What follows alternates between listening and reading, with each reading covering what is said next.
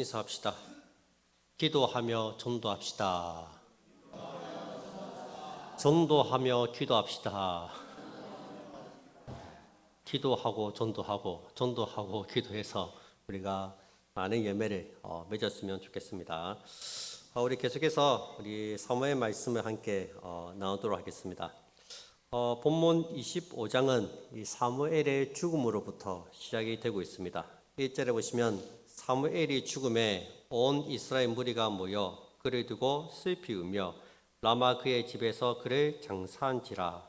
다윗이 일어나 바람 강야로 내려가니라. 사무엘이 죽었다는 것은 단지 이스라엘의 마지막 사사가 죽었다는 것, 그 이상의 의미를 가집니다. 사무엘은 선지자였고 또 제사장으로서 이스라엘의 영적 지도자입니다. 다윗의 영적 멘토였습니다. 보시면 이 사무엘의 죽음을 다윗만 스포한 것이 아니라 온 이스라엘이 그의 죽음을 스포했다고 말씀하고 있습니다. 당시 이스라엘 백성들은 사무엘을 통해서 하나님 말씀을 들었습니다. 사무엘은 하나님 말씀을 백성들에게 하나님 말씀을 전해주는 유일한 통로였습니다. 그런데 그 사무엘이 죽은 거예요. 그러다 보니까 이 이스라엘의 영적 대공황이 왔을 겁니다. 사울의 위협은 더 거세졌을 거예요. 이제는 어디로 가서 누구에게 하나님 말씀을 들어야 합니까? 이 다윗은 이 사울을 피해서 이제 바람 강야로 내려갑니다. 이제 사무엘이 죽고 이제 사울의 위협이 거세지니까 바람 강야로 내려갑니다. 한편 이 사무엘의 죽음은 이스라엘의 새로운 시대가 왔음을 의미합니다. 모세의 죽음으로 여호수아의 시대가 열렸듯이 사무엘의 죽음은 다윗의 시대가 도래하고 있음을 알려주고 있습니다. 하나님께서 이 사무엘을 데려가셨다는 것은 그의 사명이 다 끝났다는 것을 의미합니다. 사무엘의 사명은 사사 시대를 마감하고 새로운 왕정 시대를 여는 겁니다. 왕이 통치하는 시대가 이제 시작되었다는 겁니다. 그래서 사무엘이 기름을 부어서 이제 사울을 왕으로 세우고 또 다윗을 왕으로 세웁니다. 여러분, 이스라엘의 왕정 제도는 이방 나라하고는 다릅니다. 이스라엘의 왕은 하나님의 대리 통치자에 불과합니다. 그는 자기 위에 하나님이 계시다는 것을 알고 말씀에 따라서 이스라엘을 통치해 나가야 합니다. 그렇게 세워진 첫 번째 왕국이 사울 왕국입니다. 그런데 이 사울 왕국이 실패를 합니다. 그는 하나님 말씀에 순종하지 않았습니다.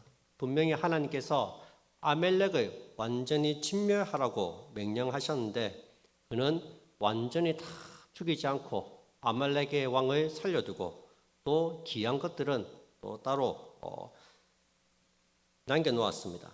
그래서 이제 사무엘이 책망을 하지 않습니까? 사무엘상 15장 22절 23절에 보시면 사무엘이 이르되 여호와께서 번제와 다른 제사를 그의 목소리를 청종하는 것을 좋아하신 같이 좋아하시겠나이까? 순종이 제사보다 낫고 듣는 것이 순양의 기름보다 나으니 이는 거역하는 것은 점치는 죄와 같고 완고한 것은 사신 우상에게 절하는 죄와 같음이라. 왕이 여호와의 말씀을 버렸으므로 여호와께서도 왕을 버려 왕이 되지 못하게 하셨나이다. 이때부터 이제 사울이 버림을 받습니다. 그 다음에 세워진 왕국이 이제 다윗 왕국입니다. 사무엘의 사명은 다윗의 집을 견고하게 세우는 역할을 맡았습니다. 지난주에 봤듯이 다윗은 사울을 죽일 기회가 있었지만 살려주었습니다. 다윗은 하나님 말씀에 순종했습니다. 악을 악으로 갚지 않고 그 악을 선으로 갚아주었습니다. 그 사실을 알게 된 사울이 다윗에게 이렇게 이야기합니다. 사무엘상 24장 20절에 보시면 보라 나는 네가 반드시 왕이 될 것을 알고 이스라엘 나라가 네 손에 견고히 설 것을 아노니. 이 사울의 고백처럼 이제 조금씩 다윗의 왕국이 견고하게 세워지고 있습니다. 더 이상 사울은 다윗에게 위협이 되지 못했습니다. 그 시기에 하나님께서 이제 사무엘을 데려가십니다. 다윗의 나라를 세우는 일을 맡은 사무엘의 사명이 이제 다 이루어졌기 때문입니다. 이로 하나님께서 한 사람을 불러가실 때는 그의 사명이 끝났을 때입니다. 우리에게도 하나님이 주신 사명이 있습니다. 각자에게 주신 사명이 있어요. 여러분들이 관심이 가고 마음이 가는 일이 있을 거예요. 다른 사람 눈에는 안 보이는데 자꾸 내 눈에 보이는 것이 있습니다. 자꾸 아이들이 눈에 보이면 그것은 교사가 그분의 사명이에요. 자꾸 운전대에 손이 가면은 차량 운행이 그분의 사명입니다. 나는 설거지 할 때가 제일 행복해요. 이런 분들은 식당 봉사가 사명입니다. 청소가 힘들지 않고 재미있어요 하시는 분들은 그게 여러분들의 사명입니다. 여러분들 각자에게 주신 하나님의 사명이 있습니다. 여러분, 그 사명을 찾아서 그 사명대로 잘 섬기시기 바랍니다. 계속해서 2절 3절입니다. 마온에 한 사람이 있는데 그의 생업이 갈멜에 있고 심이 부하여 양이 3,000마리요 염소가 1,000마리이므로 그가 갈멜에서 그의 양털을 깎고 있었으니 그 사람의 이름은 나발이요 그의 아내 이름은 아비가일이라. 그 여자는 총명하고 용모가 아름다우나 남자는 완고하고 행실이 악하며 그는 갈렙 족속이었더라. 바람 강야 가까운 곳에 마온이라는 지역이 있습니다. 그곳에 한 사람이 살고 있습니다. 그는 그 지역에서 굉장한 부자였습니다. 양이 3,000마리고 염소가 1,000마리입니다. 엄청난 재력가입니다. 그리고 갈렙 족속이라고 말합니다. 요수아와 갈렙 있죠. 그 갈렙 족속입니다. 유다 지파 가운데서도 가장 유력한 가문입니다. 근데 성경은 이 사람의 이름을 먼저 소개하지 않고 그가 가진 재산에 대해서 얼마나 많이 소유하고 있었느냐 거기에 대해서 먼저 소개합니다. 3절에 가서야 이름이 나오죠. 이름이 누구죠? 나발이죠. 나발. 나발의 이름의 뜻은 어리석은 자라는 뜻입니다. 왜 이름이 뒤늦게 나오냐면 이제 이 사람은 자기 재산 말고는 내세울 게 없는 사람이라는 것입니다. 지금 그는 갈멜에서 양털을 깎고 있습니다. 양털을 깎는 날은 농사 짓는 사람들의 추수날과도 같습니다. 이 날은 축제의 날입니다. 큰 잔치를 벌여서 많은 사람들을 초청해서 놀고 마시는 축제의 날입니다. 이 날에는 거지도 빈손으로 보내지 않고 다 먹을 것을 풍족하게 다 줘서 이렇게 보냅니다. 다윗이 이 소식을 듣고 사람을 이제 나발에게 보냅니다. 보내서 이제 도움을 요청합니다. 지금 다윗에게는 600명의 사람들이 다윗과 함께 있습니다. 600명의 사람들이 있습니다. 이 사람들을 먹이고 생계를 책임지는 것이 쉬운 일이 아닙니다.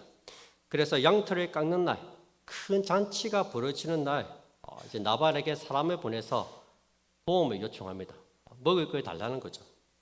나발이 가진 재산에 비하면 다윗의 사람들을 먹이는 것은 아무것도 아닙니다. 다윗이 나발에게 도움을 구한 이유는 다윗의 용사들이 나발의 짐승들을 지켜주었기 때문입니다. 나발이 양을 치는 광야는 이 강도들이 자주 출몰하는 곳입니다. 치안이 별로 좋지가 않아요. 근데 이제 다윗의 사람들이 나발의 가축들을 지켜주었습니다. 7절에 보시면 내게 양털 깎는 자들이 있다 함을 이제 내가 들었노라. 네 목자들이 우리와 함께 있었으나 우리가 그들을 해하지 아니하였고 그들이 갈멜에 있는 동안에 그들의 것을 하나도 잃지 아니하였나니. 이 강도가 자주 출몰하는 이 광야에서 다윗의 사람들이 나발의 그 많은 가축들을 다 지켜주었습니다. 그래서 한 마리도 잃어버리지 않았습니다. 다윗이 나발에게 은혜를 베푼 것이죠. 그러니 당연히 나발이 그 은혜에 보답해야 되지 않겠습니까? 그래도 다윗은 생색을 내지 않습니다. 야, 네가 우리 덕분에 우리가 다 강도로부터 지켜줘서 네 가축들이 안전하게 있는 거 아니냐. 당연히 네가 나를 도와줘야지. 그렇게 생색을 내지 않아요. 그냥 자기 사람들을 보내면서 정중하게 부탁을 합니다. 3번이나 평강을 기원하면서 정중하게 먹을 양식을 달라고 부탁합니다. 6절에 보시면 그 부하게 사는 자에게 이르기를 너는 평강하라. 네 집도 평강하라. 네 소유의 모든 것도 평강하라. 3번이나 평강을 기원하면서 정중하게 먹을 것을 요청합니다. 당연히 도움을 받았으면 당연히 도와줘야 되지 않겠습니까? 그게 도리죠. 근데 나발의 반응이 의외입니다. 10절 11절에 보시기 바랍니다. 나발이 다윗의 사람들에게 대답하여 이르되 다윗은 누구며 이새의 아들은 누구냐? 요즘에 각기 주인에게서 억지로 떠나는 종이 많도다. 내가 어찌 내 떡과 물과 내 양털 깎는 자를 위하여 잡은 고기를 가져다가 어디서 왔는지도 알지 못하는 자들에게 주겠느냐 한지라. 다윗이 누구며 이새의 아들이 누구냐? 전반 나발이 다윗이 누구인지 몰라서 묻고 있습니까? 이스라엘에서 다윗을 모르면 간첩이죠, 간첩. 모를 수가 없어요. 골리앗을 쓰러뜨린 전쟁 영웅이자 장차 이스라엘의 왕이 될 사람입니다. 근데 다윗이 누구냐 하면서 모른다고 하고 있습니다. 근데 나발은 다윗을 도망친 노예 취급을 하고 있습니다. 다윗을 이새의 아들이라고 부르면서 업신여겼습니다. 또 다윗을 자기 주인 사울을 배반한 종이라고 모욕하고 있습니다. 여러분, 다윗이 언제 사울을 배반했습니까? 오히려 사울이 중선된 다윗을 죽이려고 했습니다. 나발은 다윗과 같은 유다 지파였지만 같은 지파인 다윗에게 지금 모욕감을 주고 있습니다. 이런 나발의 태도에서 정말 그가 어리석은 사람이라는 것을 알 수 있습니다. 하나님께서 이제 사울을 폐하시고 다윗을 왕으로 세워가시는데 나발은 시대를 분별하는 지혜가 없었습니다. 이런 영적인 흐름을 읽을 수 있어야 하는데 영적인 감각조차도 없었습니다. 시대의 조류를 보고 깨달아야 하는데 전혀 지금 분위기 파악도 못하고 어떻게 영적으로 흘러가고 있는지도 모르고 전혀 모르고 있습니다. 또한 받은 은혜에 대해서 감사할 줄도 모릅니다. 나발의 종들도 다윗의 부하들이 우리 가축을 지켜주어서 우리가 한 마리도 잃어버리지 않고 이렇게 보존되고 있는데 부하들도 나발의 종들도 아는데 나발은 전혀 모르고 있습니다. 오히려 다윗을 냉대하고 모른 척했습니다. 여러분, 나발은 큰 부자였고 유다 지파 사람 중에서 유력한 사람이었습니다. 하나님이 그에게 주신 남다른 은혜와 축복이 많았습니다. 그런데 그는 하나님께 받은 그 은혜와 축복을 가난한 사람들과 나누려고 하지 않았습니다. 오히려 박대했고 인색하게 대했습니다. 모욕을 주었습니다.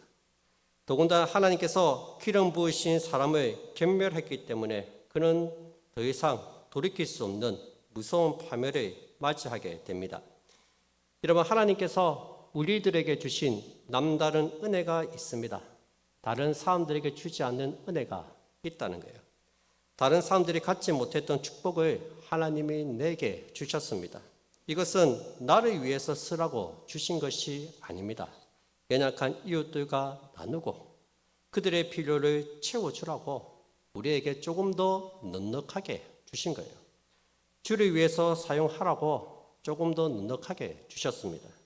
하나님이 주신 은혜와 축복, 재능을 주님을 위해서 잘 사용하시기 바랍니다. 내 힘으로 된 것이 아니라 하나님이 은혜를 베푸셔서 우리에게 주신 거예요. 이런 나발의 태도에 다윗은 극도로 분노합니다. 13절입니다.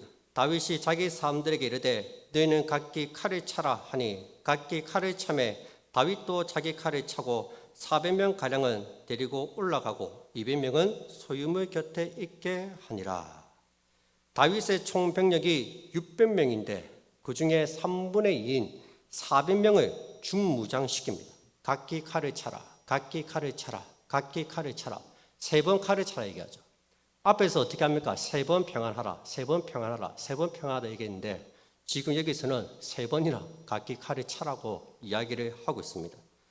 400명을 준무장시켜서 나발을 처단하러 갑니다. 다윗이 굉장히 화가 많이 났습니다. 여러분, 화가 날 때 조심하셔야 됩니다. 시편 37편 8절에 보시면 분을 그치고 노를 버리며 불평하지 말라. 오히려 악을 만들 뿐이라. 에베소서 4장 26절 27절에 보시면 분을 내어도 죄를 짓지 말며 해가 지도록 분을 품지 말고 마귀에게 틈을 주지 말라. 분노가 계속되면은 악한 마음을 계속 품고 있으면 그 분노가 악을 만들어냅니다. 분노를 오래 품고 있으면 사단이 틈을 타게 되고 죄를 짓게 만듭니다. 그런 말이 있죠. 홧김에 그랬다. 조심해야 돼요.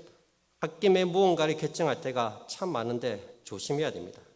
분노로 결정하는 것들은 다 실패하고 실수하기 마련입니다. 이런 분노에 사로잡히지 마시고 하나님의 은혜에 사로잡히시기 바랍니다. 성질에 사로잡히지 마시고 성령에 사로잡히시기 바랍니다. 다윗은 지금 자신의 분노를 절제하지 못하고 있습니다. 21절 22절을 보세요. 다윗이 이미 말하기를 내가 이 자의 소유물을 광야에서 지켜 그 모든 것을 하나도 손실이 없게 한 것이 진실로 허사라. 그가 악으로 나의 손을 감는도다. 내가 그에게 속한 모든 남자 가운데 한 사람이라도 아침까지 남겨두면 하나님은 다윗에게 벌을 내리시고 또 내리시기를 원하노라 하였더라. 다윗이 얼마나 화가 많이 났으면 그에게 속한 모든 남자들을 다 죽이겠다고 하나님 앞에서 무서운 다짐을 하고 있습니다. 여러분, 지금 이 다윗의 모습은 우리가 그동안 보아온 다윗과 모습과는 너무나도 다릅니다. 다윗이 이렇게 분노한 적이 있었습니까? 다윗은 블레셋에게서 그일라 사람들을 구해줬잖아요. 근데 그일라 사람들이 다윗을 배신했습니다. 다윗의 위치를 사울에게 알려주었습니다. 여러분, 그렇게 해도 다윗은 그일라 사람들에게 복수하지 않습니다. 그냥 넘어갑니다. 사울을 죽일 수 있는 기회가 있었지만 그를 죽이지 않고 용서해 주었습니다. 사울의 악을 선으로 갚아주었습니다. 지금까지 자기 감정을 잘 절제하고 잘 다스렸습니다. 그런데 지금 나발에게는 굉장한 분노를 쏟아내고 있습니다. 평범한 한 사람의 말에 아주 민감하게 반응하고 있습니다. 다윗은 400명의 군사를 데리고 갑니다. 블레셋과 싸우러 가는 것도 아니고 한 사람 나발을 잡기 위해서 400명이라는 대군을 이끌고 각기 칼을 차고 잡으러 갑니다. 이렇게까지 중무장시켜서 갈 필요가 있습니까? 또 아무리 화가 나도 같은 지파 사람이지 않습니까? 나발 한 사람이 잘못한 걸 가지고 그 집안에 있는 모든 남자를 다 죽여버리겠다. 한 집안을 다 몰살시키려고 하는 것은 이성을 잃은 행동입니다. 다윗은 지금 분노를 참지 못하고 강한 분노를 터뜨리고 있습니다. 다윗이 왜 이토록 분노하고 있습니까? 왜 이렇게 화가 나고 있습니까? 자존심이 상하기 때문입니다. 이 나발이 다윗의 자존심을 건드린 거예요. 먹을 것을 주지 않는 거 뭐 괜찮습니다. 근데 나발은 다윗을 모욕했습니다. 골리앗을 쓰러뜨린 전쟁 영웅인데 다윗을 시장 잡배 취급했습니다. 이새의 아들이라고 얕잡아 불렀습니다. 그의 주인을 배신했다고 모욕감을 주었습니다. 다윗의 분노도 충분히 이해는 갑니다. 그런데 한편으로는 이것이 이 정도로 분노할 문제라는 거예요. 문제인가 하는 것입니다. 이 말 한마디에 이 정도까지 분노할 수 있는가? 한 집안을 몰살시킨 만큼 큰 문제냐는 것이죠. 이게 사실 나발만 그렇게 생각하지 다른 사람들은 다윗을 시장 잡배로 생각하지 않습니다. 오히려 이스라엘 왕이 될 사람이라고 생각하고 있어요. 나발은 말 그대로 어리석은 사람이고 행실이 악한 사람입니다.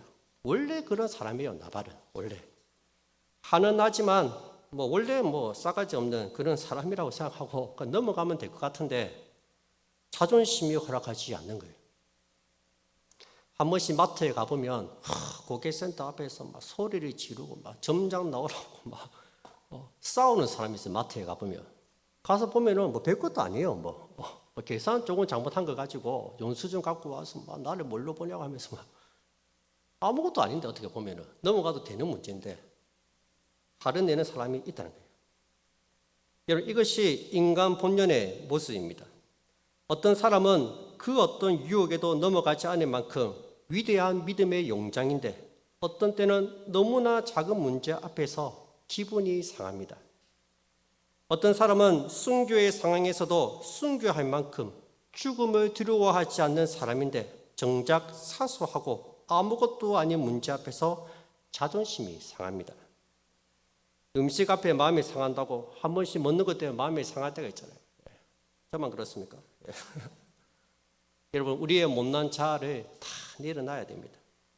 그래서 주님은 날마다 자기를 부인하고 나를 쫓으라고 말씀하셨습니다. 날마다 자기를 부인하는 훈련을 해야 됩니다.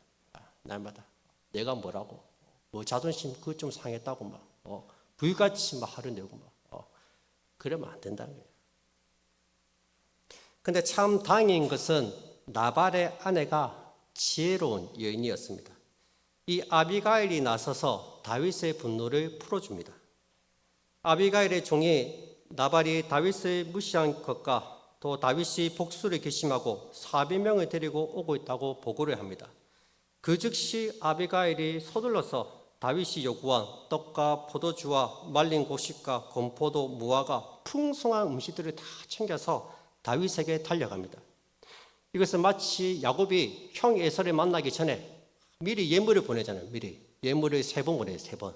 미리 예물을 3번 보낸 다음에 형 에서를 만나지 않습니까? 똑같이 다윗을 만나기 전에 풍성한 음식을 먼저 다윗에게 보내고 그 다음에 이제 다윗을 만나러 가는 거예요. 음식으로 이제 다윗의 마음을 달랜 다음에 이제 만나겠다는 거죠. 다윗을 만난 아비가일은 황급히 얼굴을 땅에 대고 엎드립니다. 바짝 엎드립니다. 그리고 다윗을 달래기 시작합니다. 23절부터 31절까지가 이 아비가일이 다윗에게 한 말입니다. 대단히 중요한 말입니다. 이 말 한마디 때문에 다윗의 마음이 녹습니다. 다윗의 분노가 눈 녹듯이 사라집니다. 몰살에 당한 집을 이 말 한마디로 살렸습니다. 참 지혜로운 여인입니다. 훗날에 이 아비가일이 다윗의 아내가 됩니다. 다윗의 아내들 중에서 정치를 하고 무리를 일으키는 왕비가 많았는데 이 아비가일은 참 보면은 이제 무난한 그런 아내로 왕비로 남습니다. 크게 정치에 관여하지도 않고 지혜롭게 자기 자리를 잘 지키면서 무난한 왕비로 남습니다. 아비가일은 다윗이 나발에게 보복을 하면은 훗날에 왕이 되었을 때 큰 흠이 될 것이라고 공손하고 정중하게 말합니다. 이런 만약에 다윗이 화가 나서 분노를 해서 나발의 집안을 다 멸절시켰다면 다윗에게 큰 오점이 될 뻔했습니다. 이런 다윗은 장차 왕이 될 사람입니다. 이스라엘의 왕이 될 사람이 동족을 삭사하는 가오를 당할 뻔했습니다. 더군다나 나발은 다윗과 같은 유다 지파 사람입니다. 나중에 다윗이 왕이 될 때 유다 지파가 똘똘 뭉쳐서 이스라엘을 하나로 뭉쳐야 되는데 만들어야 되는데 같은 지파 사람을 죽이면은 누가 다윗과 함께 나라를 세우려고 하겠습니까? 누가 다윗을 따르겠어요? 그 아비가일이 참 지혜롭게 말을 합니다. 지혜롭게. 다윗이요, 잘 생각해 보십시오. 이렇게 하시면 안 됩니다. 훗날에 왕이 될 사람인데 같은 유다 지파 사람을 죽이면은 어떻게 되겠습니까? 안 됩니다. 그래서 아주 지혜롭게 얘기를 합니다. 다윗의 상황과 정황을 지혜롭게 말해서 다윗의 분노를 누그러뜨립니다. 참 형숙한 여인이죠. 우리 교회도 이런 형숙한 여인들이 많이 있어야 됩니다. 문제를 문제로 만들지 말고 문제가 되지 않게끔 수면 위로 올라오지 않도록 이렇게 절제할 수 있는 누군가 그렇게 하지 말고 이렇게 하자. 그래야지 좋다 하고 지혜롭게 말할 수 있는 그런 사람이 있어야 됩니다. 은혜로 돕고 기도로 품는 사람들이 있어야 됩니다. 누군가의 말이나 행동이 마음에 걸릴 때 그래 우리 함께 기도합시다.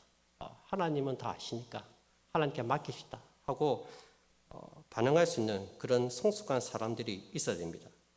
그럴 때 공동체는 상처 대신에 회복을, 분열 대신에 하나됨을 경험하게 될 것입니다. 문제를 문제로 만들지 말고 기도로 바꾸는 사람이 많은 교회, 그런 교회가 하나님이 기뻐하시는 교회입니다. 32절에 보시면 다윗이 하나님께 찬양을 올려드립니다. 다윗이 아비가일에게 이르되 오늘 너를 보내어 나를 영접하게 하신 이스라엘의 하나님 여호와를 찬송할지로다. 다윗은 아비가일에게 고맙다고 얘기한 것이 아니라 누구에게 찬양하고 있습니까? 하나님을 찬양하고 있습니다. 하나님이 아비가일을 보내서 내가 큰 죄를 짓지 않게 하셨다는 거예요. 여러분, 앞에서 말씀드린 대로 사무엘이 죽었습니다. 이스라엘의 영적인 지도자가 죽었습니다. 이제 더 이상 하나님의 음성이 들리지 않는 것 같은데 하나님께서는 아비가일이라는 지혜로운 여인을 통해서 일하신 거예요. 이것이 하나님의 은혜입니다. 아비가일은 하나님의 말씀을 전하는 통로가 되어서 일했던 거예요.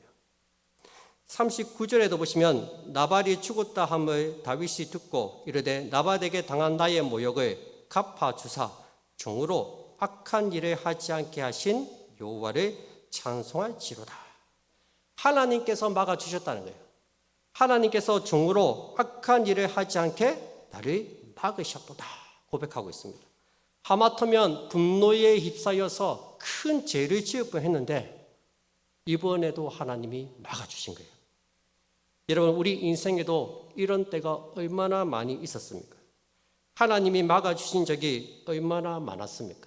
그때 내가 너무 화가 나서 정말로 폭발할 것 같았는데 갑자기 누군가에게 전화가 오고 뜻밖의 누군가가 방문할 때가 있지 않습니까? 어떤 때는 너무 화가 나서 내가 막 한마디 해야 되겠다 싶어서 만마디 쏟아내고 싶었지만 그때 내 입을 막아주신 적도 있지 않습니까? 만약 그때 한마디 했다면 그 사람과 나와의 관계는 영영이 끊어졌을 거예요. 다행히 하나님이 말하지 못하도록 막아주신 거예요. 만약 다윗이 분노를 참지 못하고 나발의 집안 사람들을 다 죽였다면 다윗의 나라는 세워지지 못했을 겁니다. 사람들은 다윗을 폭군으로 여겼을 것입니다. 왕이 되는 것을 반대했을지도 모릅니다. 다윗을 통해 보여주신 하나님의 나라가 하마터면은 실패할 뻔했습니다. 그런데 하나님께서 다윗을 막으신 거예요. 그의 분노를 잠재우시고 그의 발걸음을 죄로부터 돌이키셨습니다. 이런 하나님의 은혜가 있었기 때문에 다윗의 나라가 견고하게 세워질 수 있었던 겁니다. 여러분, 다윗이 믿음이 좋아서 그의 나라가 든든히 세워진 것이 아닙니다. 하나님께서 부족한 다윗을 지켜주시고 붙잡아 주셨기 때문에 그의 나라가 세워질 수 있었다는 거예요. 지금까지 사무엘을 통해서 다윗을 도와주신 하나님께서 이번에는 아비가일을 통해서 다윗이 범죄하지 않도록 막으셨습니다. 다 하나님께서 행하신 일입니다. 하나님이 지켜주신 겁니다. 여러분, 우리가 다윗을 이야기할 때 하나님을 빼면은 그의 인생에서 뭐가 남겠습니까? 다윗의 인생에서 하나님을 한번 빼보세요. 뭐가 남을까요? 아무것도 없습니다. 하나님이 계셨기에 다윗도 있었다는 거예요. 하나님께서 행하셨기에 함께 하셨기에 다윗의 인생이 풍성할 수 있었습니다. 그의 실패조차도 은혜의 도구가 되었습니다. 아비가일도 그 사실을 잘 알고 있었습니다. 29절에 보시면 아비가일이 다윗에게 한 멋진 말이 있습니다. 정말 멋진 말이에요. 아비가일이 29절 보세요. 29절 사람이 일어나서 내 주를 쫓아 내 주의 생명을 찾을지라도 내 주의 생명은 내 주의 하나님 여호와와 함께 생명사계 속에 쌓였을 것이요 내 주의 원수들의 생명은 물매로 던지듯 여호와께서 그것을 던지시리이다. 여러분, 얼마나 놀라운 고백입니까? 원수가 내 주 다윗을 해치려 해도 성공하지 못할 것입니다. 왜요? 내 주의 생명은 내 주의 하나님 여호와와 함께 생명사계 속에 쌓여 있다고 말하고 있습니다. 생명사계, 말 그대로 하나님이 보호하시는 생명의 보자기를 뜻합니다. 마치 갓난 아기가 어머니가 아이를 보자기에 싸잖아요. 막 싸게 사서 품에 품지 않습니까? 동일하게 하나님께서 다윗을 생명싸게 사서 다 품고 계신 거예요. 다윗을 다 품고 계시니까 그 누구도 다윗을 건들지를 못하는 거예요. 원수가 다윗을 해할 수가 없는 거예요. 하나님이 다 품고 계십니다. 하나님께서. 당신의 생명은 지금 하나님이 품고 계시다는 거예요. 그래서 아무도 당신을 넘어뜨릴 수 없고 당신이 건들 수 없다는 거예요. 어려움이 올 때마다, 위험에 처할 때마다, 그때마다 하나님이 지켜주셨기 때문에 당신이 여기까지 오게 되었다는 거예요. 여러분, 이 얼마나 놀라운 말씀입니까? 하나님께서 꼭 품고 계시니 원수들이 다윗을 해할 수가 없습니다. 다윗이 분노로 무너질 뻔했지만, 큰 죄를 지을 뻔했지만 하나님께서 다 품고 계시기에 그의 인생은 무너지지 않았다는 거예요. 여러분, 하나님께서 우리의 생명도 생명싸게에 사서 품고 계심을 꼭 믿으시기 바랍니다. 그래서 사단이 우리를 어떻게 할 수가 없습니다.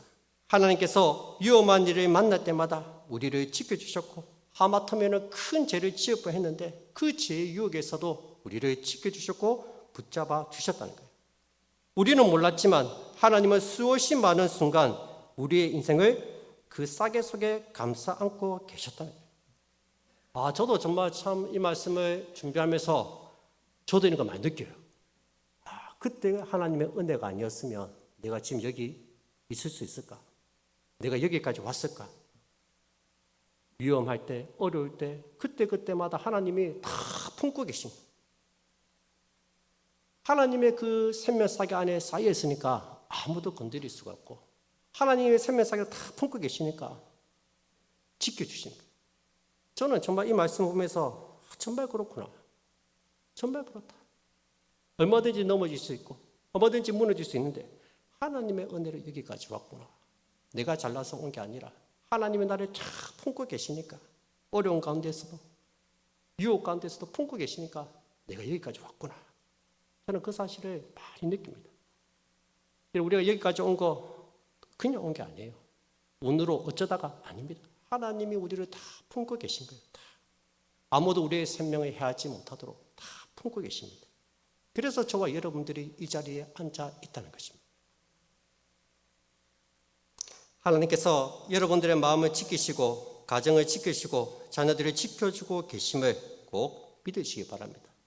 하나님께서는 우리 교회도 지켜주실 겁니다. 우리 교회도 하나님의 품 안에 있습니다. 다 지키시고 보호하고 계십니다. 하나님의 교회는 절대로 무너지지 않습니다. 하나님이 지키시고 보호하시고 함께 하시기 때문입니다. 그분의 생명싸개 안에 있는 사람들은 결코 무너지지 않습니다. 다윗을 지키시고 세우시는 하나님의 은혜가 우리 교회와 가정에도 함께 하시기를 주님의 이름으로 축복드립니다. 같이